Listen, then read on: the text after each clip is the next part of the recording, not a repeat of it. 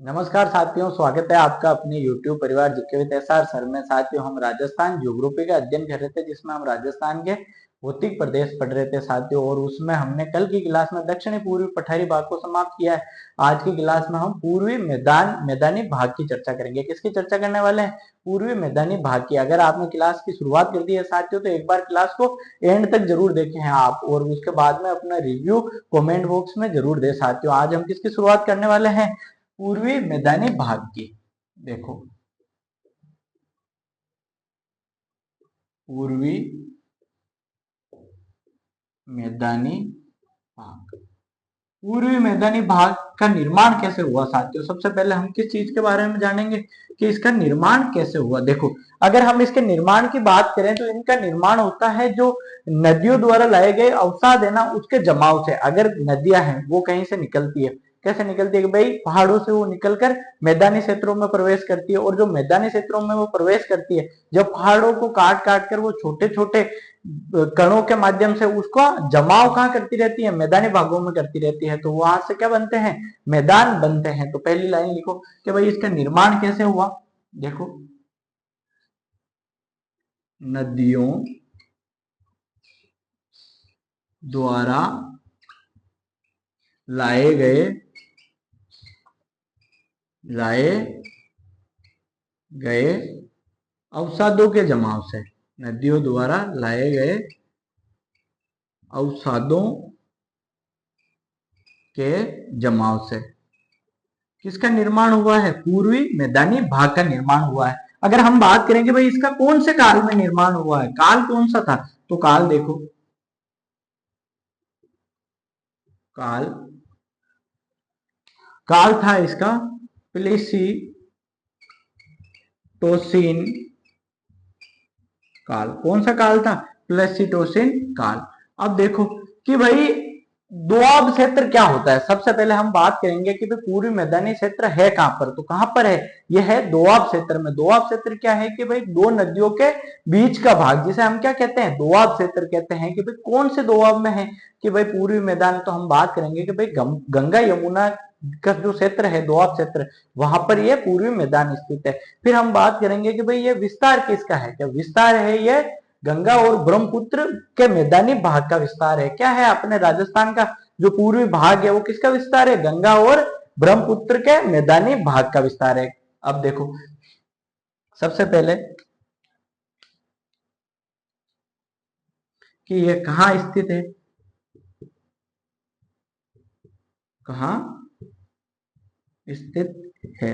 देखो, ये दोआब क्षेत्र में स्थित है। कहां स्थित है? दोआब क्षेत्र में। दो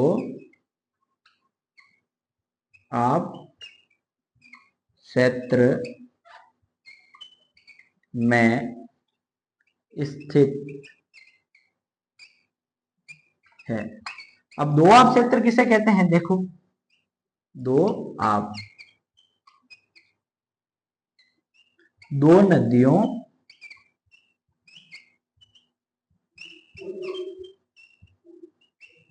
दो नदियों का बीच का क्षेत्र। दो नदियों के बीच का क्षेत्र जिसे हम क्या कहते हैं? दोआब कहते हैं। अगर हम बात करें कि भाई कौन से दोआब में, देखो, कौन से दोआब में, दोआब क्षेत्र में, तो कौन से दोआब क्षेत्र में है? गंगा और यमुना दोआब क्षेत्र में है। कहां पर है? गंगा यमुना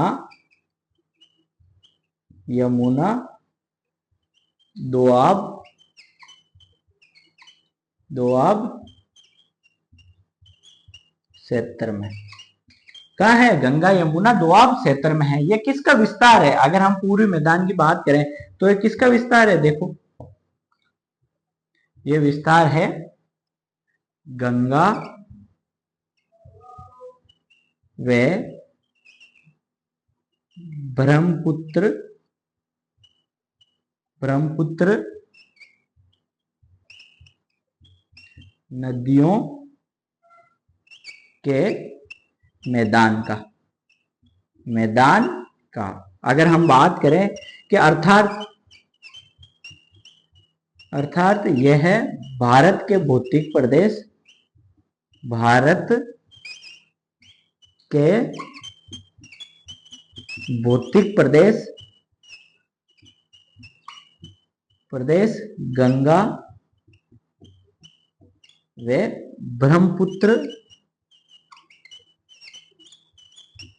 ब्रह्मपुत्र मैदान, जिसे क्या कहते हैं हम, उत्तरी मैदान। क्या कहते हैं, उत्तरी मैदान का ही भाग है, का ही भाग है।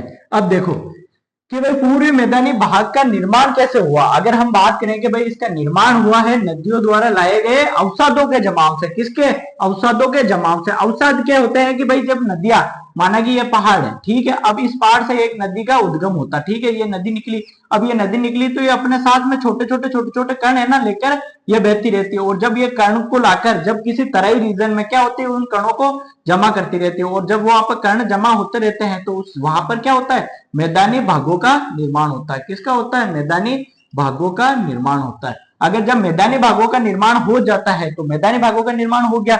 अगर ये मैदानी भाग बन गए, माना कि ठीक है, तो ये मैदानी भाग बने, ये कहां पर बनेंगे कि भाई दो नदियां हैं, जैसे ये एक नदी यहां से आ रही है और एक नदी यहां से जा रही है, तो इन दोनों नदियों के जो बीच का जो क्षेत्र होता है ना, उस क्षेत्र को हम क्या कहते हैं, दो आब। क्या कहते हैं, दो आब क्षेत्र। क्या कहते हैं, दो आब क्षेत्र। मतलब दो नदियों के जो बीच का भाग है उसे क्या कहते हैं, दो आब कहते हैं। अभी हम इसका और अच्छे से मैप बना के समझेंगे, पहले आप इसको एक बार लिखो कि भाई इसकी बेसिक क्या। अगर हम बात करें कि भाई यहाँ पर कौन से काल में पूर्वी मैदानी भाग का निर्माण हुआ, अगर हम काल की बात करें तो प्लासीटोसिन काल में इसका निर्माण हुआ। कहाँ स्थित है कि भाई ये दोआब क्षेत्र में स्थित है। दोआब किसे कहते हैं, दो नदियों के बीच का क्षेत्र। कौन से दोआब क्षेत्र में स्थित है कि भाई गंगा और यमुना दोआब क्षेत्र में स्थित है। अगर हम विस्तार की बात करें तो ये गंगा व ब्रह्मपुत्र नदियों के मैदान का, अर्थात ये भारत के भौतिक प्रदेश गंगा व ब्रह्मपुत्र मैदान के उत्तरी भाग का ही भाग है। किसका है, उत्तरी भाग का ही भाग है। तो लिखो इसको जल्दी से, जल्दी लिखो।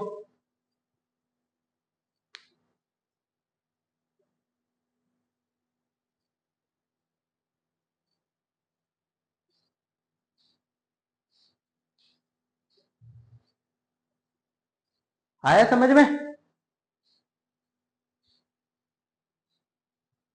अभी हम बात करेंगे कि भाई ये विस्तार गंगा व ब्रह्मपुत्र नदियों के मैदान का कैसे है, ये चीज भी हम समझेंगे साथियों। उसके बाद में आपको धीरे धीरे हम राजस्थान के पूर्वी मैदानी भाग को समाप्ति की ओर लेके चलेंगे, क्योंकि ये हमारा कम से कम 2-3 क्लासों में समाप्त होगा साथियों। क्योंकि हम क्या पढ़ रहे हैं यहाँ पे, आरएस का जो फाउंडेशन बैच है उसके अंदर जो हम राजस्थान ज्योग्राफी पढ़ते हैं, जिसके अंदर हमें पूरी आंसर राइटिंग करनी होती है, एक एक चीज समझनी होती है, वो ही सारी चीजें हम यहाँ पर पढ़ रहे हैं। तो आपको बस आपसे निवेदन है एक एक चीज को आप समझने का प्रयास करें। जैसे मैं आपको एक एक चीज, वैसे तो मैं आपको सारी समझाऊंगा, फिर भी अगर कोई चीज आपके नहीं समझ में आती है, कि देखो ऑनलाइन में कोई चीज अगर आपको नहीं समझ में आती है तो आप मेरे सामने तो बैठे हो नहीं कि आप मेरे से पूछ लो, लेकिन आप कमेंट बॉक्स में हमें जरूर पूछ लो कि सर हमें वो चीज समझ में नहीं आई। तो मैं आपको जब भी नेक्स्ट क्लास होगी तो उस क्लास में मैं आपको उसको दूसरे तरीके से समझाने का प्रयास करूंगा, जिससे आपको चीजें समझ में आने लग जाए। अब देख लिया, ठीक है। अब देखो कि भाई हम पूरी मैदानी भाग की बात करें तो इसका निर्माण कब हुआ था, तो निर्माण की बात करें तो ये प्लास्टिसिन काल में हुआ था। और कैसे हुआ कि भाई नदियों द्वारा जो अवसाद लाए गए थे उनके जमाव से इसका निर्माण हुआ। अगर हम बात करें कि ये कहाँ स्थित है, कि दोआब क्षेत्र में स्थित है। दोआब क्या है, कि दो नदियों के बीच का क्षेत्र। कौन से दोआब में है, कि भाई गंगा यमुना दोआब क्षेत्र में।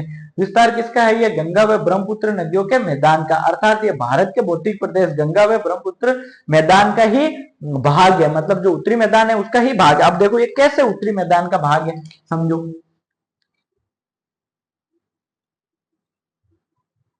एक एक चीज साथियों देखो, जब तक आप खुद नहीं समझोगे प्रैक्टिकल करके तो समझ में आने वाली नहीं है। तो आप बस एक बार क्लास को पूरा जरूर देखें। अगर आपने क्लास स्टार्ट कर दी है तो बीच में कभी भी कोई भी क्लास आप छोड़े नहीं, पूरी क्लास को लो और पूरे नोट्स बनाओ। और अगर आप नए स्टूडेंट हो, नए जुड़े हो, तो आप जो पहले की क्लासें हैं उनको लो। जितनी भी पहले क्लासें हमारी हो चुकी है उनकी पूरी की पूरी क्लासों को आप लो, ताकि आपको क्या हो सके, समझ में आ सके सारी चीजें।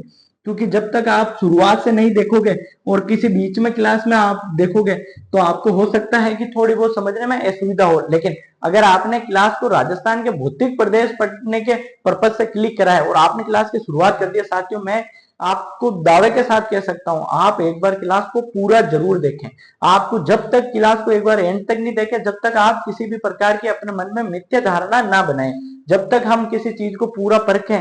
जीवन का भी यही सिद्धांत है, हम किसी के लिए अपनी पूर्व धारणा बना लेते हैं। पूर्व धारणा बनाने से क्या होता है कि हम किसी इंसान के बारे में जितना जानते ही नहीं है उससे अधिक हम उसके बारे में क्या सोचने लग जाते हैं, अधिक सोचने लग जाते हैं। और वो क्या सोच क्या होती है हमारी, हमेशा गलत होती है, क्योंकि उस सोच के गलत होने के पीछे का तात्पर्य क्या है, क्योंकि चाहे कोई भी इंसान हो उसके प्रति हम अपनी जो धारणा बनाते हैं ना, उस धारणा में क्या छिपा होता है, अपना निहित स्वार्थ छिपा होता है। और उस स्वार्थ के माध्यम से हम उस इंसान से क्या चाहते हैं कि भाई ये किस प्रकार से हमारी जरूरतों को पूरा करेगा, लेकिन वो इंसान जब आपकी जरूरतों पर खरा नहीं उतरता है तो हम उसको क्या देने लग जाते हैं, दोष देने लग जाते हैं। तो इसलिए मेरा भी आपसे एक ही निवेदन है कि आप जब तक क्लास को पूरा नहीं देख ले, भाई एक बार आप पूरा का पूरा क्लास को देखो, सारी चीजों को मैं आपको यहाँ पे बोर्ड पे समझाऊंगा, एक एक चीज मैं आपको लिखवाऊंगा, प्रॉपर आपके नोट्स बनवाऊंगा, सारी चीजों के राजस्थान ज्योग्राफी का एक एक कॉन्सेप्ट आपके मैं क्लियर करने वाला हूँ, आपको वो सारी चीजें समझ में आ जाएगी। अगर आपने सच में कि हाँ मेरे को राजस्थान ज्योग्राफी में पारंगत बनना है, आपको सच में राजस्थान ज्योग्राफी अपने अंगुलियों पे टिप्सों पे याद करनी है, तो आपके जहां से मैंने राजस्थान ज्योग्राफी शुरुआत करी है वहां से आप क्लास लें।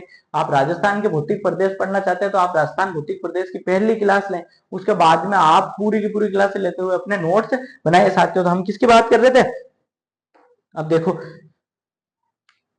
हमने बात करी कि भाई ये जो पूरी मैदान है किसका विस्तार है, उत्तरी भारत के मैदान का ही विस्तार है, अर्थात के गंगा और जो ब्रह्मपुत्र नदी है उसके द्वारा जो निर्मित मैदान है उसका ही क्या ये एक्सटेंडेड पार्ट है, मतलब विस्तृत भाग है। अब देखो ये किस प्रकार से विस्तृत भाग है, देखो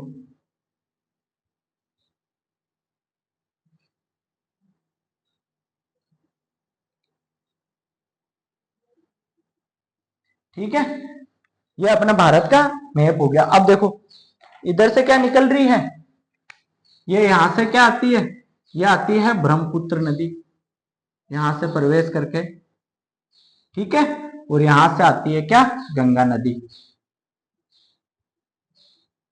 ये दोनों यहां पर मिल जाती है, ठीक है। अब देखो ये क्या हो गया अपना, ये हो गया गंगा ब्रह्मपुत्र का मैदान,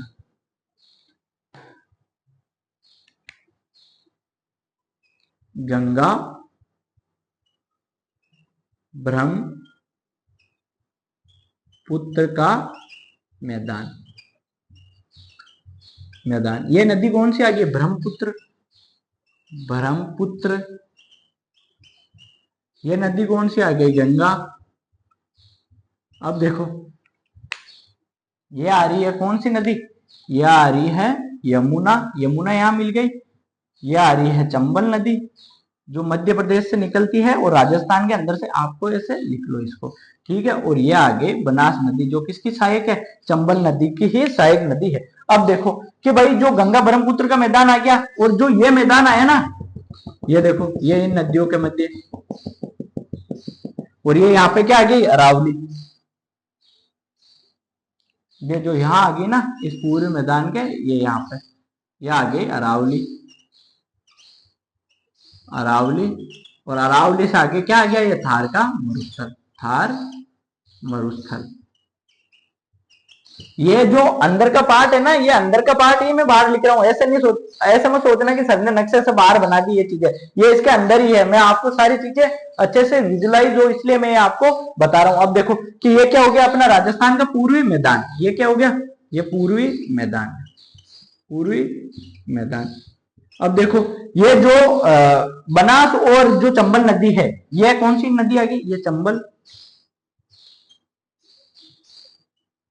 ये चंबल और ये बनास, ठीक है, और ये आ गई यमुना,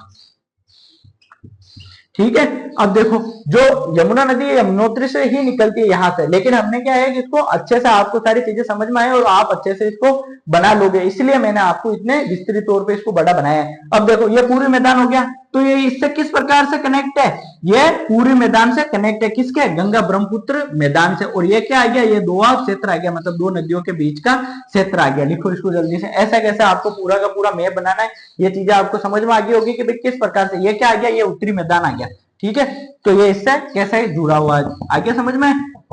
देखो ये उत्तरी भारत का क्या आ गया, मैदान आ गया, विशाल मैदान। ये हम अभी एक नोट डाल के भी लिखेंगे इसको यहाँ पर, ये एक बार ये मैप बना लो आप पहले। ये पूरी मैदान का ही जुड़ा हुआ रूप है, मतलब ये इसका ही विस्तृत भाग है, जो राजस्थान के पूर्वी मैदान है साथियों, देख लिया, ये इस प्रकार से कनेक्टेड है। लिखो इनको जल्दी से, आया समझ में, जल्दी से बनाओ इसको।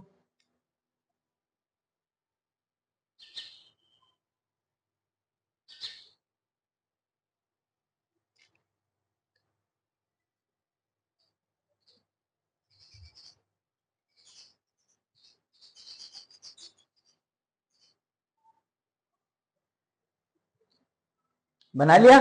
आपको अलग अलग पेनों का प्रयोग करके आपको ये मैप बनाने ही है साथियों। जब तक आप मैप नहीं बनाओगे तो आपको कोई चीजें आसानी से समझ में नहीं आने वाली है। कल की क्लास को एक बार और देख लेना आप, दक्षिण पूर्वी पठारी भाग को। एक ही क्लास में मैंने पूरा का पूरा दक्षिण पूर्वी पठारी भाग आपके कवर करवा दिया है, आपको सारी की सारी चीजें समझ में आ जाएगी। और अब इसमें आपको देखो, ये मैंने आपको बता दिया है कि भाई किस प्रकार से जो गंगा ब्रह्मपुत्र का मैदान है वही राजस्थान के अंदर फैला हुआ है, मतलब जो राजस्थान का पूर्वी भाग है वो किसका विस्तार है, वो गंगा ब्रह्मपुत्र के मैदान का ही विस्तार है, अर्थात उत्तरी मैदानी भाग का ही विस्तार है, ठीक है। लिख लिया। अब हम बात करेंगे इसके नोट लिख लेते हैं दो हम पहले, देखो नोट।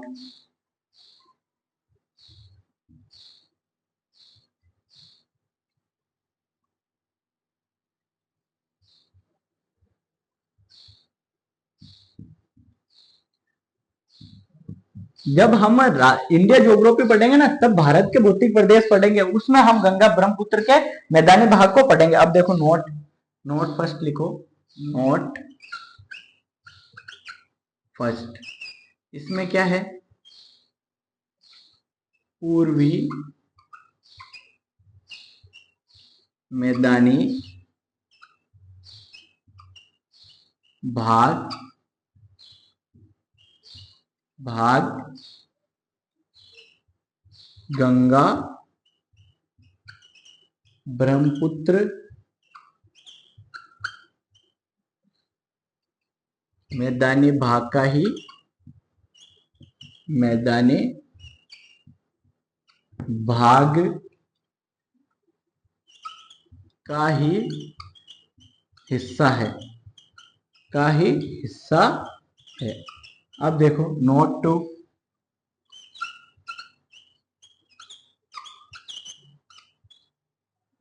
जो दक्षिणी पूर्वी पठारी भाग है ना, दक्षिणी पूर्वी पठारी भाग, ये किसका हिस्सा है, ये प्रायद्वीपीय, प्रायद्वीपीय भारत, या ये भी दिख नहीं रहा है, प्रायद्वीपीय भारत या प्रायद्वीपीय पठार का ही भाग है। किसका है, प्रायद्वीपीय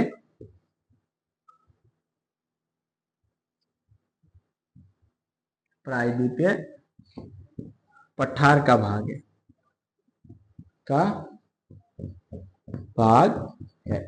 लिखो ये दोनों के दोनों नोट, ये नोट, इन नोट्स और ये जो नोट लिखे हैं हमने, इनसे बहुत बार एग्जाम में क्वेश्चन पूछा जाता है कि पूर्वी मैदान किसका विस्तार है। तो पूर्वी मैदान किसका विस्तार है, गंगा व ब्रह्मपुत्र नदियों का जो मैदानी भाग है उसका ही विस्तार है। और जब हमने कल दक्षिणी पूर्वी पठारी भाग की बात करी थी, तो वो किसका विस्तार है, वो प्रायद्वीपीय पठार का ही विस्तार है। किसका, प्रायद्वीपीय पठार से अप्रत्यक्ष रूप से जुड़ा हुआ है। तो हमें ये चीज ध्यान रखनी है। लिखो इसको जल्दी से, इसके बाद में आगे बात करते हैं। ये दोनों नोट जल्दी लिख लो।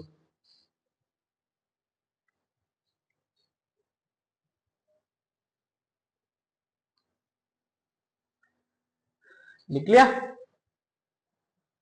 मैं टाइम इसलिए देता हूं साथियों कि आप क्लास के क्लास में ही नोट्स प्रिपेयर कर लो अपने।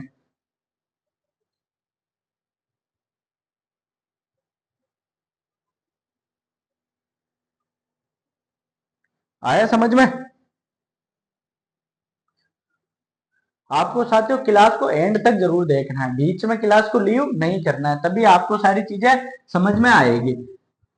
अब आप सोच रहे होगे कि सर हम आपसे क्यों पढ़े, तो मैंने आपको कल की क्लास में भी बताया कि वे मेरे से पढ़ने से आपको क्या बेनिफिट है, ये सारी चीजें बताई थी। कोई भी व्यक्ति आपको, आपने राजस्थान के भौतिक प्रदेश की क्लास उठा के देख लेना, किसी भी कोचिंग संस्थान ने या किसी भी व्यक्ति ने आपको क्या भौतिक प्रदेशों को राजस्थान के 20 क्लासों में कंप्लीट करवाया है क्या? क्या उन्होंने इतना विस्तृत डिटेल में करवाया है क्या? जो लोग ऑफलाइन कोचिंग में, जो लोग अपने ऐप पर जो घंटे घंटे की क्लासे प्रोवाइड करवाते हैं, जो पूरा का पूरा कंटेंट, वो हमें आपको यहाँ पर ऑनलाइन के माध्यम से प्रोवाइड करवा रहा हूँ, वो भी फ्री ऑफ कॉस्ट, मतलब किसी भी प्रकार से आपसे कोई शुल्क नहीं लिया जा रहा। साथियों बस आपसे निवेदन है कि अगर आप वीडियो को देखना शुरू कर रहे हो या वीडियो को देख रहे हो तो आप बस चैनल को सब्सक्राइब जरूर कर दें और बेल आइकन को जरूर दबाएं, ताकि आगे आपसे कोई भी अपडेट मिस ना हो। साथियों तो आपसे क्या है कि आप अपने मन में है ना, जो आपने सोचा है कि नहीं मैं आगे, देखो फ्री एजुकेशन की सबसे बड़ी खासियत क्या होती है और सबसे कमजोर उसकी खासियत क्या है? बड़ी खासियत क्या है कि आपको सारी चीजें क्या मिलती है फ्री ऑफ कॉस्ट, मतलब उसके लिए आपको एक भी शुल्क नहीं देना पड़ता है। और कमजोरी क्या है कि जब फ्री में कोई चीज मिलती है तो उसकी क्या नहीं होती है, वैल्यू नहीं होती है। आप देखो मेरे को दोनों ही चीजें पता है, लेकिन आपको पता है कि बहुत सारे लोग यूट्यूब पे फ्री पढ़ा रहे हैं, लेकिन क्या किसी ने कोर्स कंप्लीट करवाया है कभी यूट्यूब पे अपना पूरा का पूरा? सब पहली बात। दूसरी बात क्या है कि सारे के सारे लोग अपने क्या करते हैं यूट्यूब पे पढ़ाने का, वो सिर्फ अपना प्रचार का माध्यम अपनाते हैं कि किस प्रकार से अपना चैनल का या अपने जो ऐप है उनका प्रचार किया जाए। बहुत सारी कोचिंग संस्थान बस इसी नाम से अपना कार्य कर रही है, बस ऐसे कोई क्लास प्रोवाइड करवा दी है, वो कोई भी आपको ऑफलाइन माध्यम से पूरी की पूरी आपको कोचिंग नहीं करवा रहा। साथियों आप अगर मेरे से अध्ययन करते हैं तो मैं आपको सारी की सारी चीजें आपको मैं पूरी की पूरी बोर्ड पे लिखवा रहा हूँ, आप पूरे के पूरे अपने नोट्स बनाए, एक एक चीज मैं आपको समझा रहा हूँ, वो आपको सारी की सारी चीजें आपके समझ में भी आ रही होगी। अगर आपके कोई भी चीज नहीं आती तो आप कमेंट बॉक्स में अपना रिव्यू जरूर दें कि सर हमारे को ये चीज समझ में नहीं आई, या अगर आपको समझ में आ गई तो आप मुझे कमेंट बॉक्स में ये बताओ कि हाँ सर आपने जो समझाया वो मुझे समझ में आ रहा है। और उसके बाद में आपको जो, अगर आप हमारे चैनल को शेयर करते हो कहीं भी, तो आप हमारे चैनल को शेयर करने के बाद में आप अगर स्टेटस लगाते हो या इंस्टा पे स्टोरी लगाते हो तो आप अपना जो स्क्रीनशॉट है वो स्क्रीनशॉट आप कहाँ भेज सकते हो हमारे को। फिर मैं आपके उस स्क्रीनशॉट को या क्लास में बताऊंगा आपको कि हाँ भाई इसने शेयर करा है, ये हमारा सबसे अच्छा बच्चा है, ये मतलब ये सच में दिल से अपने जीवन में कुछ करना चाहता है। तो आप क्या करना चाहते हो कि ये इस नंबर पे आप क्या भेजें, अपना स्क्रीनशॉट भेजें। जिसने भी अपने चैनल को शेयर करा है मैं उसका क्लास में नाम लूंगा, 90 57 50 72। कॉल नहीं करना है इस पे, ठीक है? 72 57 90 57 50 72 57। इस नंबर पे क्या भेजे, अपना व्हाट्सएप पे स्क्रीनशॉट भेजे आपका, और फिर मैं उस बच्चे का क्लास में नाम लूंगा। उस बच्चे के लिए हम और भी कोई चीज प्लान करेंगे, या उसके लिए कोई बुक भिजवाएंगे उसके घर पे फ्री ऑफ कॉस्ट, या और भी कोई उसके लिए कोई उपहार होगा तो हम उसके घर पे भिजाएंगे। हमारे नोट्स की कॉपी क्या हो सके तो हम उसको अपनी नोट्स के पीडीएफ प्रोवाइड करवा दें, पूरी की पूरी हस्तलिखित। तो जो भी बच्चा हमारे चैनल को लोगों से सब्सक्राइब करवाएगा या हमारे चैनल को शेयर करेगा तो हम उसके लिए कुछ अच्छा आकर्षक गिफ्ट दिवाली के ऊपर उसको जरूर भेजेंगे। साथियों तो आपको ये चीज सुनकर अच्छा लगा होगा, तो आप इस नंबर को सेव कर लो और उसको भेजो जरूर स्क्रीनशॉट के, सर मैंने 10 लोगों को भेजा, मैंने 20 लोगों को भेज के आपका सर मैंने हाथ से आपका चैनल सब्सक्राइब करवाया और उन लोगों को आपके बारे में बताया कि हाँ जो सर फ्री में प्रयास कर रहे हैं वो बाकी लोगों से अलग कर रहे हैं, हम फ्री एजुकेशन सब दे रहे हैं यूट्यूब पे, हम उनसे अलग क्या दे रहे हैं, वो चीजें आपको समझ में आनी चाहिए कि हम पूरा का पूरा कोर्स आपको कंप्लीट करवा रहे हैं। जैसे ऑफलाइन में होता है, जैसे लोग अपने ऐप पे पढ़ाते हैं, वैसे ही हम आपको यूट्यूब पे पढ़ा रहे हैं। तो ये क्या दे रहे हैं हम आपको, बाकी सबसे अलग दे रहे हैं साथियों। तो ठीक है, इस पे जरूर भेजना, फिर आपके लिए गिफ्ट दिवाली के ऊपर जरूर आपको मिलेगा। अब देखो, अब हम बात करेंगे कि जो राजस्थान के पूर्वी मैदानी भाग है उसका वर्गीकरण करते हैं, उसको कितने भागों में बांटा गया है, कितने भागों में बांटा गया है। देखो राजस्थान के पूर्वी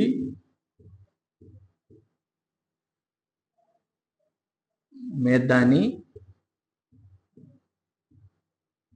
मैदानी भाग का वर्गीकरण कितने भागों में बांटा गया है? इसको दो भागों में बांटा गया है। कितने में? दो भागों में। अब देखो पहला भाग कौन सा है?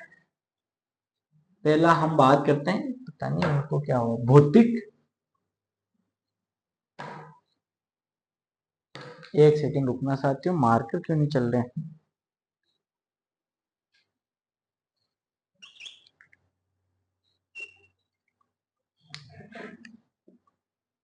साइड डाल लू मैं? एक सेकंड रुक जाओ बस। ठीक है, अब देखो, तो ये किसका भाग है? अगर हम बात करें कि इसको कितने भागों में वर्गीकृत किया गया है, तो इसको कितने भागों में किया गया है? दो भागों में वर्गीकृत किया गया है। एक तो भौतिक भाग हो गया इसका, और एक हो गया इसका बनावट के आधार पर और इसके अध्ययन की दृष्टि के आधार पर। देखो, तो भौतिक विभाजन में इसको कितने भागों में बांटा गया है? चार भागों में बांटा गया है। कौन सा? भाबर, बांगर, खादर और तराई रीजन में। किसमें बांटा गया है? बांगर, भादर और खादर और तराई रीजन में। और अगर हम बात करें कि भाई अध्ययन की दृष्टि से इसको कितने भागों में बांटा गया है? चार भागों में बांटा गया है। कौन से भाग में? देखो, चंबल बेसिन, बाणगंगा बेसिन और माही बेसिन, और चंबल बेसिन, बाणगंगा बेसिन, माही बेसिन, और एक और बेसिन कौन सी रह गई?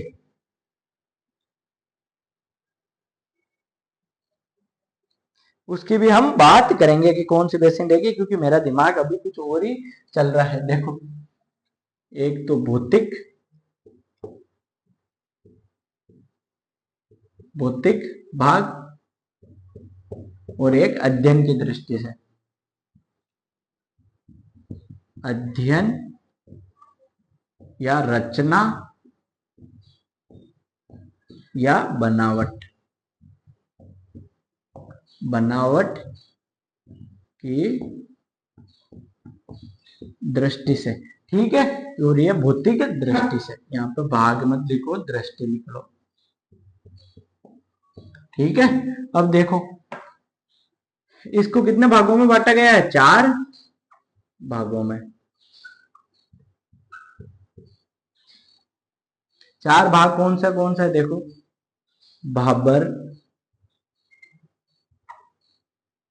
दूसरा बांगर, तीसरा खादर, और चौथा तराई। चौथा कौन सा है? तराई। अभी हम इनको एक एक को मैप बनाकर भी समझेंगे। और अध्ययन की दृष्टि से भी कितने भागों में बांटा गया है? इनको चार भागों में बांटा गया है। कितने भागों में? चार भागों में। अब देखो, चार भाग कौन से हैं इसके? एक तो चंबल, चंबल बेसिन, एक माही बेसिन, माही बेसिन, एक बनास बेसिन, बनास बेसिन, और एक बाणगंगा बेसिन। एक कौन सी हो गई? बाणगंगा, बाणगंगा बेसिन। ठीक है, ये चार चार भागों में इसको बांटा गया है। राजस्थान के पूर्वी मैदानी मैदानी भाग का जो वर्गीकरण करा है वो कितने भागों में करा है? दो भागों में। पहला कौन सा है कि भाई भौतिक दृष्टि से, और दूसरा है अध्ययन या रचना या बनावट की दृष्टि से। दोनों में कितने कितने भाग है? चार चार भाग है। पहला कौन सा? इसमें भाबर, बांगर, खादर, तराई। और इसमें अध्ययन की दृष्टि में चंबल बेसिन, माही बेसिन, बनास बेसिन और बाणगंगा बेसिन। इसको ऐसे ऐसे कैसे लिखो? इसके बाद में हम पूरा मैप बनाएंगे इनका, कि भाई जो बाबर है वो क्या है, बांगर क्या है, खादर क्या है, तराई क्या है। पहले इसका मैप बना के इनको समझेंगे एक एक चीज को, उसके बाद में इनकी क्या क्या विशेषता है वो समझेंगे, फिर अध्ययन की दृष्टि से हम उनको समझेंगे। लिखो एक बार जल्दी से, इनको पानी पीता हूं जब तक मैं, और जब तक मैं साई भी।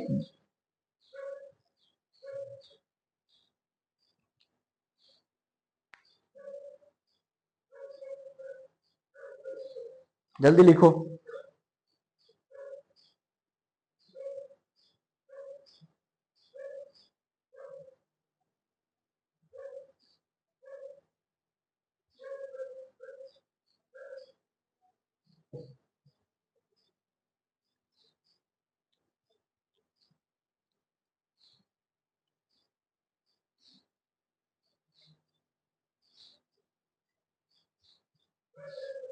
लिखो जल्दी, लिख लिया?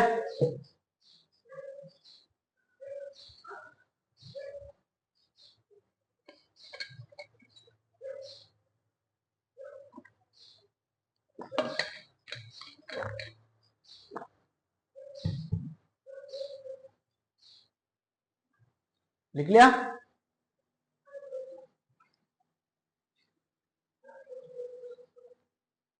अब देखो, सबसे पहले हम जानेंगे भाबर किसे कहते हैं, बांगर किसे कहते हैं, खादर किसे कहते हैं, तराई किसे कहते हैं, और ये क्या क्या भाग है इनके, ये समझेंगे। अब देखो, राजस्थान के पूरे मैदानी भाग का क्या पढ़ रहे हैं हम, वर्गीकरण पढ़ रहे हैं। इसको कितने भागों में बांटा है, दो भागों में बांटा है। पहला कौन सा है, भौतिक दृष्टि से, दूसरा कौन सा है, अध्ययन की दृष्टि से। भौतिक दृष्टि से कितने भागों में बांटा है, चार भागों में। कौन से, भाबर, बांगर, खादर और तराई।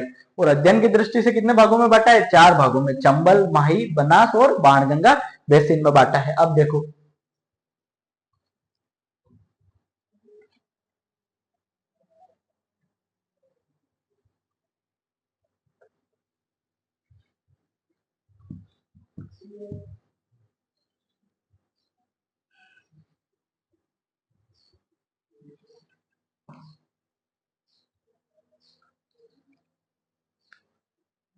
अब देखो, माना कि ये पर्वत है, ठीक है, ये पर्वत है, ये पर्वत है, ये इसकी ढलान आ गई, ये धीरे धीरे धीरे धीरे ये ऐसे होकर ये पर्वत चला गया। अब ठीक है, अब देखो, माना कि यहां से कोई क्या निकलती है, नदी निकलती है। देखो, ये यहाँ से कोई नदी निकली, ये नदी निकली है, और जब ये नदी यहाँ पहुंचती है ना, तो यहाँ पर क्या पाए जाते हैं, बड़े बड़े शिलाखंड पाए जाते हैं, ऐसे ऐसे पत्थर। देखो, ये पत्थर पाए जाते हैं ना यहाँ पर, बड़े बड़े। जब चट्टान, जब पहाड़ के नीचे आते हैं तो वहां पर क्या पाए जाते हैं, ऐसे बड़े बड़े गोल गोल पत्थर पाए जाते हैं। उसके बाद में क्या पाए जाता है नीचे, तराई। जब फिर नदी यहाँ से अंदर से, इसके अंदर से निकलती है, उसके बाद में अगर हम बात करें नीचे, तो यहाँ पर क्या दिखता है, तराई रीजन दिखता है। क्या दिखता है, ये तराई रीजन दिखता है। उसके बाद में जो यहाँ पर जो क्षेत्र पाया जाता है ना, वो कौन सा क्षेत्र पाया जाता है, ये यहाँ पर, ये यहाँ पर पाया जाता है बांगर। क्या पाया जाता है, बांगर। और फिर यहाँ पर क्या पाया जाता है, इन दोनों पर, और यहाँ पर नीचे, यहाँ पर और यहाँ पर क्या पाया जाता है, खादर पाया जाता है। क्या पाया जाता है, खादर। एक सेकंड साथियों,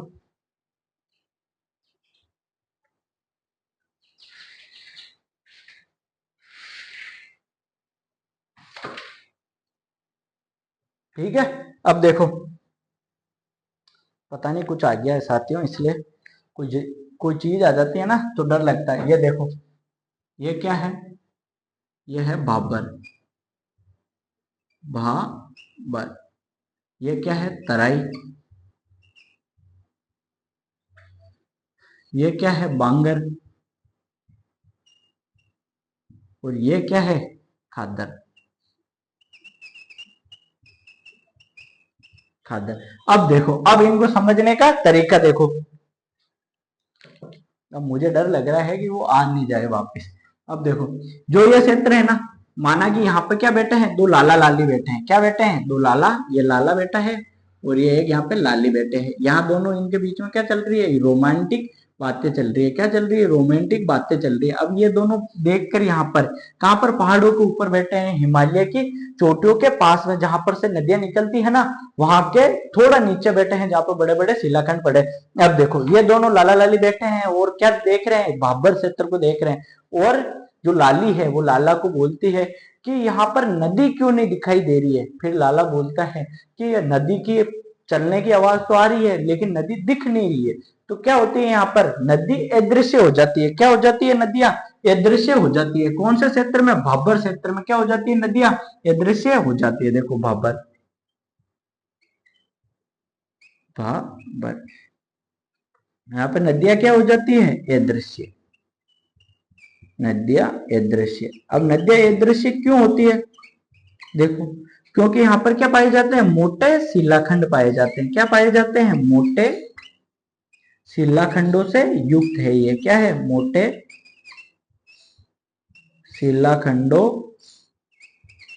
से युक्त, युक्त भाग है। अब देखो, अब ये लाला लाली वापस डिस्कशन कर रहे हैं कि भाई यहाँ पर इतने बड़े बड़े ये जो पत्थर पड़े हैं, यहाँ पर ये ऐसे है, तो नदी दिख नहीं रही है, पानी अंदर चल रहा है, फिर भी क्या यहाँ पे खेती की जा सकती है? इस लाला से पूछा इस लाली ने। तो इस लाला ने कहा कि जब पत्थर है तो पत्थर क्या है, ज्यादा बड़े बड़े हैं, तो यहाँ पर खेती क्या नहीं कर सकते, कि भाई यहाँ पर खेती नहीं कर सकता, तो ये कृषि के लिए क्या है, अनुपयोगी है। तो एक और लिखो इसमें, कृषि के लिए अनुपयोगी, कृषि के लिए अनुपयोगी क्षेत्र क्या है, अनुपयोगी क्षेत्र। ठीक है, ये लिखो सॉरी, जल्दी लिखो।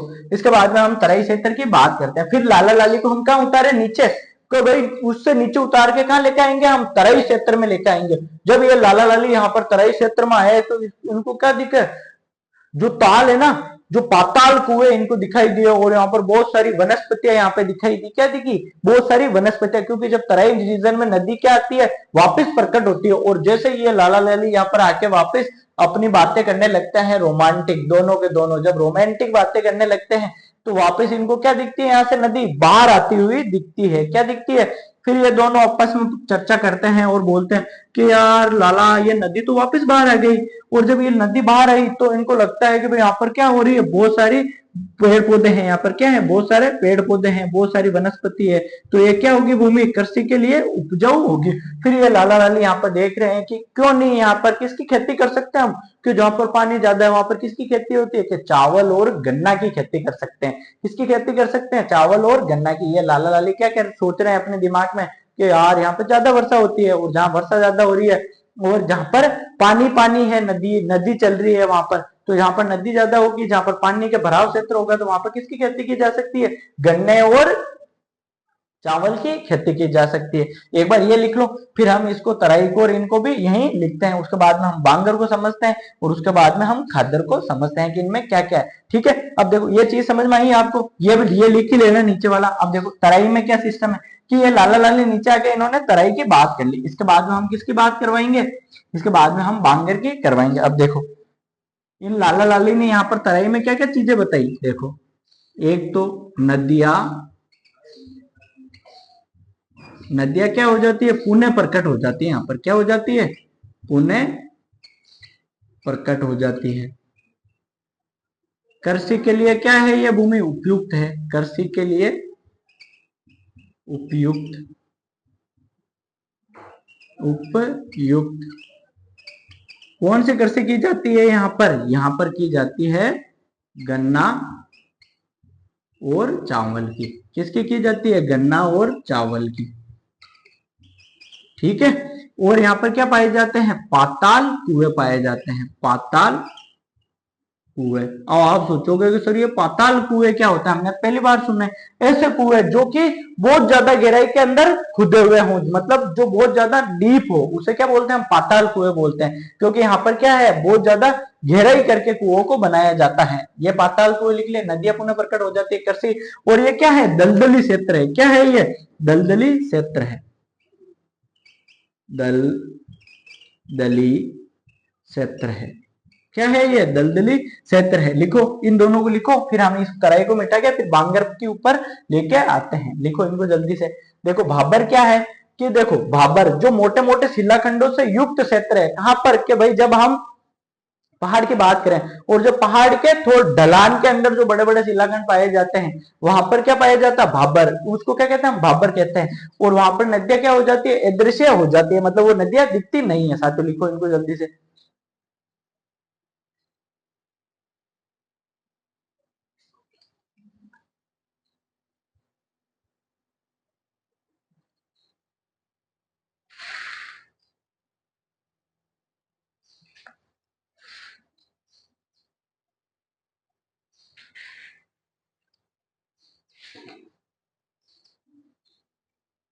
लिखो जल्दी से।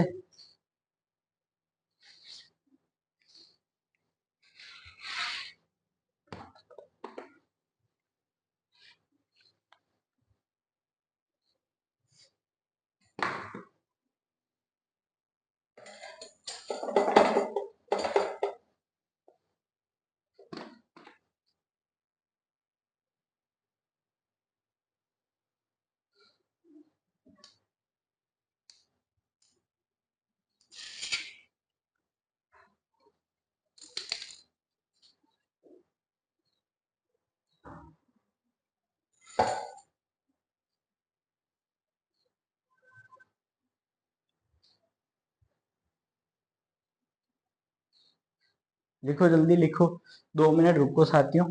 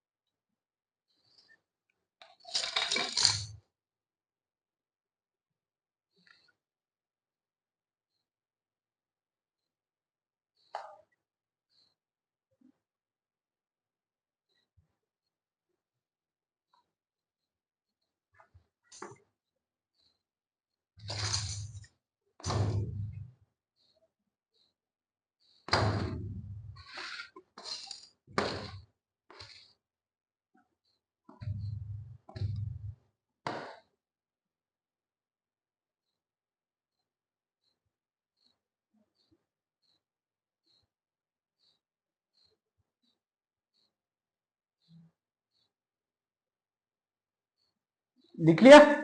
अब देखो, कोई चीज आ गई थी अंदर। अब देखो, तराई लिख लिया?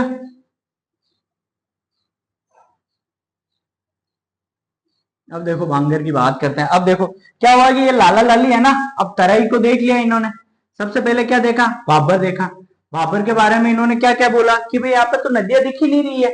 सबसे पहली बात है कि नदियां अदृश्य हो जा रही है, मोटे मोटे शिलाखंड पाए जा रहे हैं यहाँ पर, तो शिलाखंडों के अंदर से नदियां बह रही है, और ये क्या है? कृषि के लिए अनुपयोगी क्षेत्र है। उसके बाद में हम तराई रीजन में पहुंचे, वो दोनों के दोनों बातें करते हुए।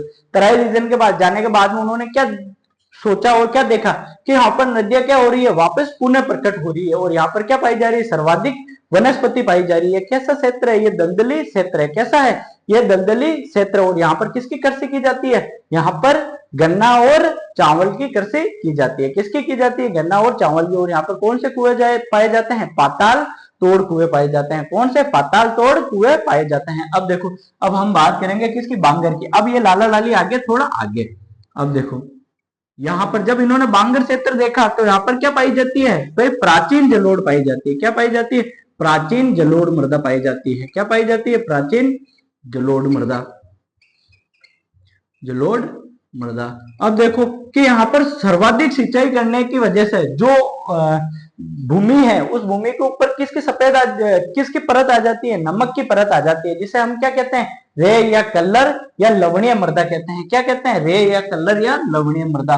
ठीक है, ये लिख लो। इसके बाद में इसको हम अलग से एक बार वापस भी लिखेंगे, यहाँ पर बस इतना ही लिख लो, प्राचीन जलोढ़। और जो खादर है, फिर ये पहुंचे खादर क्षेत्र में, जो नीचे ये क्या है? नवीन जलोढ़ है। क्या है ये? नवीन जलोढ़ है। क्या है? नवीन जलोढ़ मृदा। जलोढ़ मृदा। बस एक बार ये बना के ये लिख लो। अभी हम इनको पूरे को भी, बाबर को भी वापस लिखेंगे, तराई को भी लिखेंगे, बांगर को भी लिखेंगे, और खादर को भी लिखेंगे। अभी इनकी और बहुत सारी विशेषताएं हमें लिखनी है। एक बार ये सिर्फ मैप के माध्यम से मैं आपको समझाना चाह रहा था, वो आपके समझ में आ गया होगा कि भाई बांगर किसे कहते हैं? प्राचीन जलोढ़ मृदा को कहते हैं। और यहाँ पर सर्वाधिक अगर सिंचाई होती है तो यहाँ पर क्या होती है? जो मृदा होती है उसके ऊपर किसकी परत आ जाती है? सफेद नमक की परत आ जाती है, जिसे हम क्या कहते हैं? रे या लवणीय या कलर मृदा कहते हैं। और वो मृदा क्या हो जाती है? क्षारीय हो जाती है। इसलिए कृषि के लिए क्या हो जाता है?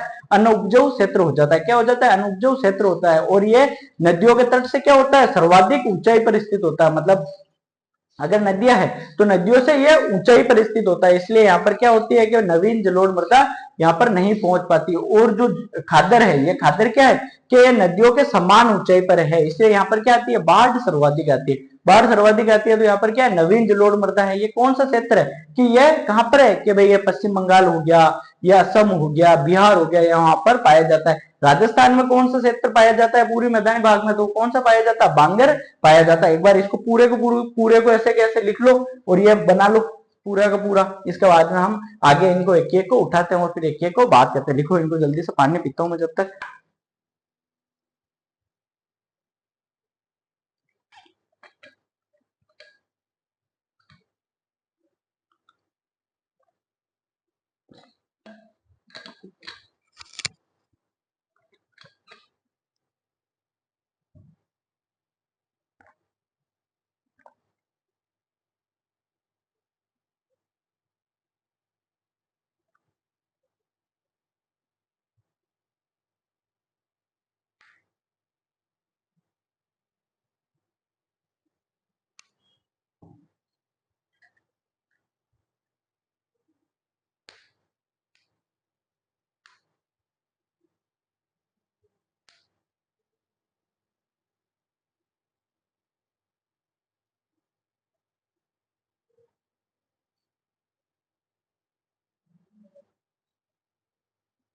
लिख लिया, बना लिया पूरा का पूरा। अब देखो, अब हम एक एक को लिखते हैं ऐसे कैसे, जैसे मैंने आपको बनाया है ऐसे कैसे आपको क्या बनाना है, इसको पूरा का पूरा बनाना है। अब आपको, अब एक एक को पढ़ते हैं कि भाबर क्या है, खादर क्या है, ये सारी चीजें हम एक एक को पढ़ेंगे और एक एक को समझेंगे।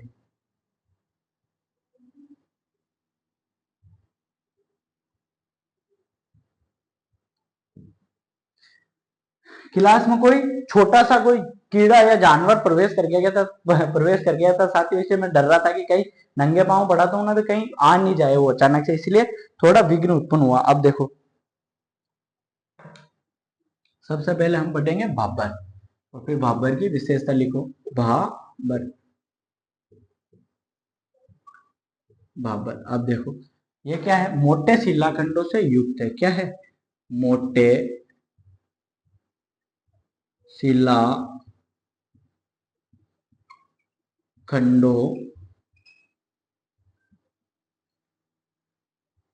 से युक्त, युक्त भाग, युक्त भाग। देखो, नदियां अदृश्य हो जाती है, नदियां क्या हो जाती है यहाँ पर, अदृश्य हो जाती है। कृषि के लिए क्या है, ये अनुपयोगी क्षेत्र है। कृषि,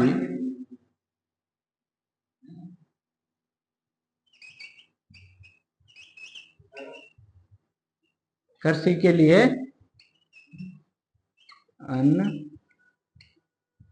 अनुपयोगी,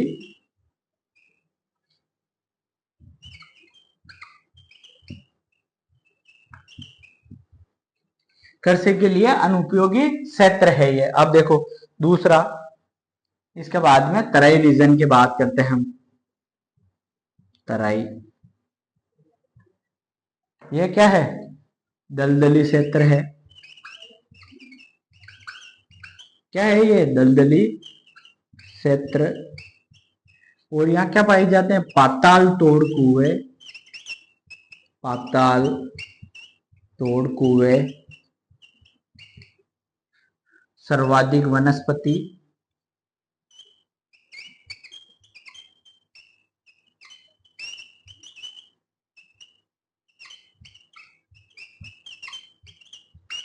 सर्वाधिक वनस्पति।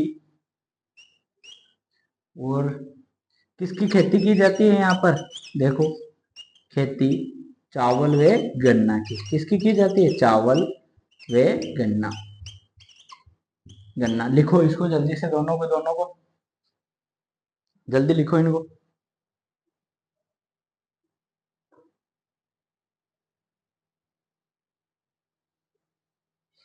लिख लिया, जल्दी लिख लो इनको। अब फटाफट इनको नोट करो, ये हमने सारे सारे समझ लिए हैं।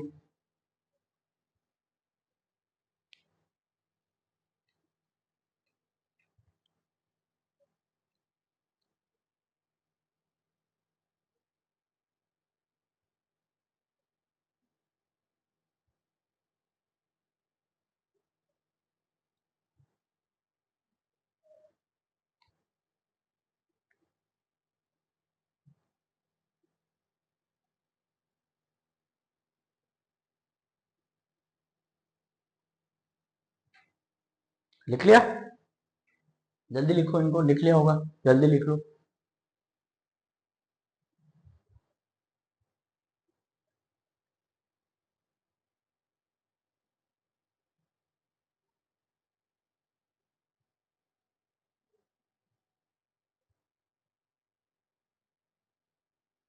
लिख लिया। अब देखो, हम बात करते हैं बांगर की।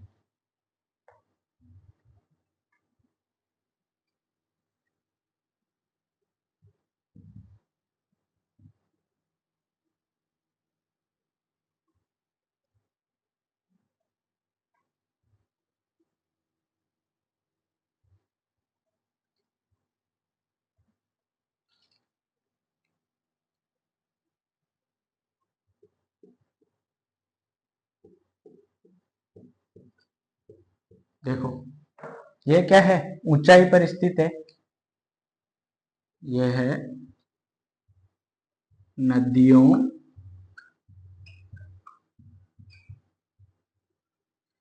से ऊंचाई पर, ऊंचाई पर स्थित है।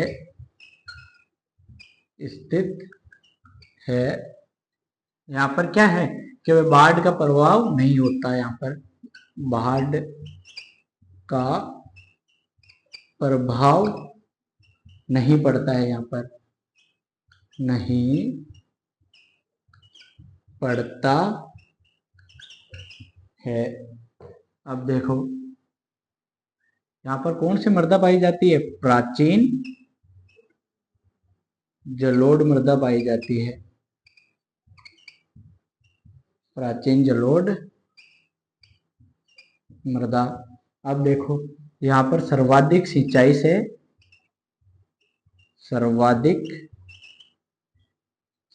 के कारण, सिंचाई के कारण मृदा पर सफेद नमक की चादर, नमक की चादर आ जाती है, आ जाती है, जिसे क्या कहते हैं हम, जिसे रे कलर या लवणीय मृदा हो जाती है, वो लवणीय वे लवणीय मृदा कहते हैं। क्या लिख लो यहाँ पे, कहते हैं। यही कहाँ पाई जाती है, यह राजस्थान में पाया जाता है, यह राजस्थान में पाई जाती है। कहाँ पाई जाती है, राजस्थान में पाई जाती है।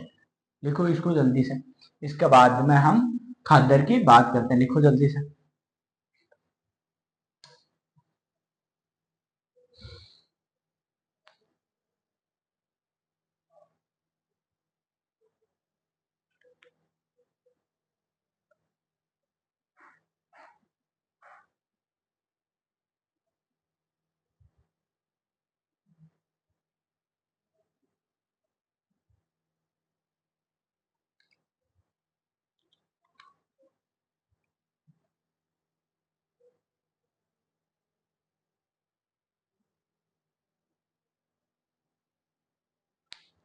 देखो इनको जल्दी से, बांगर देखो ये नदियों से ऊंचाई पर स्थित है, इसलिए यहाँ पर बाढ़ का क्या नहीं पड़ता, प्रभाव नहीं पड़ता। यहाँ पर कौन सी मृदा पाई जाती है, प्राचीन जलोढ़ मृदा पाई जाती है। देखो यहाँ पर सर्वाधिक सिंचाई करते हैं ना, इसकी वजह से जो मृदा है उसके ऊपर किसकी परत आ जाती है, सफेद नमक की परत आ जाती है, जिसे हम क्या कहते हैं, रे या कलर मृदा कहते हैं। और ये राजस्थान में पाई जाती है, मतलब बांगर क्षेत्र कहाँ पाया जाता है, राजस्थान में पाया जाता है। बाकी जितने भी क्षेत्र है वो राजस्थान में नहीं पाए जाते हैं, ये ध्यान रखना आपको। लिखो इसको जल्दी से।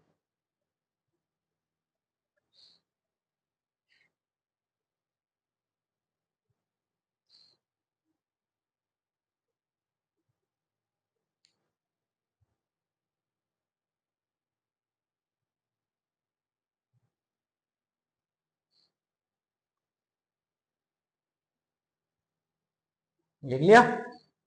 अब देखो, अब हम बात करेंगे खादर के बारे में। किसके बारे में, खादर के बारे में।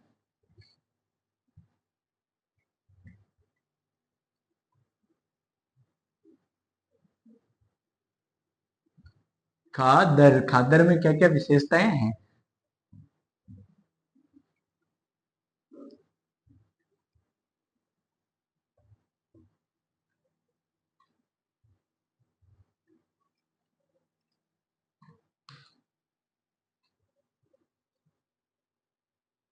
खादर,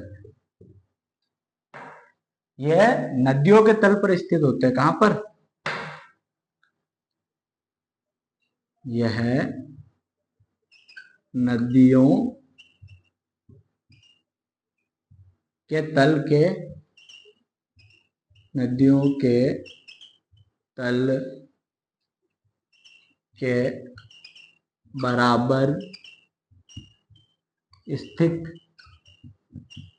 होते हैं। कहाँ होते हैं? नदियों के तल के बराबर स्थित होते हैं।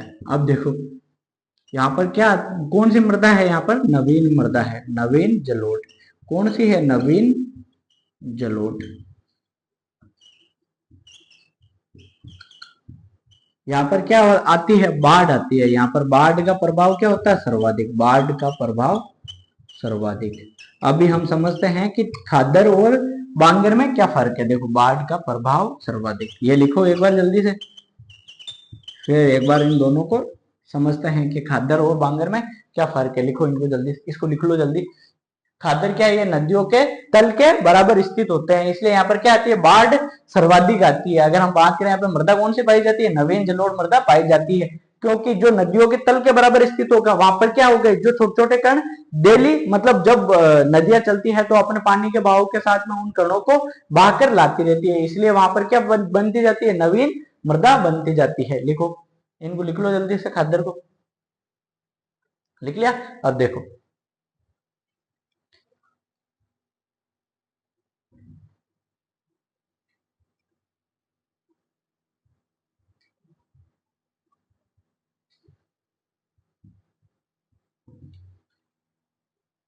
देखो ये आई नदी, माना कि ये कोई भी नदी निकल रही है, ठीक है। तो इस नदी के बिल्कुल जो पास में स्थित है ना, ये नदी के पास में जो क्षेत्र स्थित है, ये देखो, ये इस तरफ, ये बिल्कुल नदी के पास में और नदी के बराबर स्थित है ना। देखो, तो ये क्या है? जो नदी के बिल्कुल पास में स्थित जो क्षेत्र है वो क्या है? वो खादर है। और यहाँ पर क्या पाई जाती है? नवीन जलोढ़ मृदा पाई जाती है, क्योंकि नदियां है ना, वो अपने साथ में क्या लाती है? अपने साथ में छोटे छोटे छोटे छोटे कणों को क्या लेके आती है? अपने साथ के बहाव में अपने साथ लेके आती है, इसलिए यहाँ पर क्या होती रहती है? नवीन मृदा का संचार होता रहता है। वही अगर हम बात करें किसकी? बांगर की, तो बांगर क्या होता है? सर्वाधिक ऊंचाई पर स्थित होता है। क्या होता है? सर्वाधिक ऊंचाई पर स्थित होता है नदियों के तल से। ये हो गया बांगर। अब देखो, ये बांगर क्या है? सर्वाधिक ऊंचाई पर है। अब देखो, जब नदियों में बाढ़ आती है ना, तो अपने जो पास के क्षेत्र में क्या होता है? इनके नदियों का क्या है? जल फैल जाता है, मतलब यहाँ यहाँ तक इनके नदियों का जल फैल जाता है, मतलब ये अपना प्रभाव क्षेत्र क्या होती है? ये अपना प्रभाव क्षेत्र क्या करती है? ये बढ़ा लेती है, इसलिए क्या आती है? इन क्षेत्रों में, खादर क्षेत्रों में क्या आती है? बाढ़ ज्यादा आती है। क्या आती है? बाढ़ आती है। और जो बांगर क्षेत्र है, बांगर क्षेत्र क्या है कि भाई नदियों के तल से ये सर्वाधिक ऊंचाई पर स्थित होते हैं। क्या होते हैं? ये ऊंचाई पर स्थित होते हैं यहाँ पर, इसलिए बाढ़ का प्रभाव क्या होता है? नहीं होता है। क्या होता है? बाढ़ का प्रभाव नहीं होता है। इसलिए यहाँ पर कौन सी मृदा पाई जाती है? यहाँ पर प्राचीन मृदा पाई जाती है। कौन सी पाई जाती है? प्राचीन मृदा। और यहाँ पर कौन सी मृदा पाई जाती है? नवीन मृदा पाई जाती है। कौन सी पाई जाती है? नवीन मृदा पाई जाती है। आया समझ में ये सारी चीजें? एक बार अगर आप ये मैप बनाना चाहते हो तो ये भी बना लो, ताकि आपके दिमाग में, खोपड़ी में घुसा रहे। कई बार आपसे देखो एग्जाम में नॉर्मल क्वेश्चन पूछते हैं आपको, अगर आरएस प्री में क्वेश्चन आएगा ना, क्या पूछेंगे कि भाई खादर किसे कहते हैं? खादर क्या, खादर में कौन सी मृदा पाई जाती है? बांगर में कौन सी पाई जाती है? तो आपको ये याद होना चाहिए कि जो नदियों के बिल्कुल पास में स्थित है, मतलब नदियों के तल के बराबर जो स्थित है ना, वो तो क्या है? खादर। और नदियों के तल से ऊंचाई पर स्थित है, वो क्या है? बांगर है। क्या है? बांगर। राजस्थान में कौन सा क्षेत्र पाया जाता है? बांगर पाया जाता है। और जो खादर वाला क्षेत्र है, यह क्या पाया जाता है? ये कहाँ पाया जाता है? जो खादर वाला, जहां बाढ़ आती है, देखो बिहार, बिहार, पश्चिम बंगाल, बंगाल और असम में। कहाँ पाया जाता है? असम में। और जो बांगर वाला क्षेत्र है, ये कहाँ पाया जाता है? राजस्थान में। कहाँ पाया जाता है? राजस्थान में। राजस्थान में। आ गया समझ में? ये बांगर और खादर का लोचा है ना साथियों, आपके दिमाग से निकाल देना। ये सारी चीजें, भाबर आपको पता चल गया, मोटे मोटे शिलाखंडों का क्षेत्र। तराई का पता चल गया कि तराई, तराई में क्या पाई जाती है? सर्वाधिक वनस्पति पाई जाती है। तराई क्या है? एक दलदली क्षेत्र है, जहां पर किसकी कृषि की जाती है? चावल और गन्ना की कृषि की जाती है। एक बार लिखो, जब तक मैं टाइम देख लेता हूँ। ठीक है साथियों, आज की क्लास का हमारा टाइम हो गया। बाकी का जो नेक्स्ट पार्ट है हम कल की क्लास में करेंगे। जब तक अपना ख्याल रखें, बड़ों को सम्मान करें, छोटों को प्यार दें, अपना व्यक्तित्व इस प्रकार से विकसित करें कि महिलाएं आपके साथ में सुरक्षित महसूस करें। साथियों जय हिंद। आशा करता हूँ आपको ये सेशन पसंद आया। अगर सेशन पसंद आया तो लाइक करें और चैनल को सब्सक्राइब करे बिना ना जाए साथियों।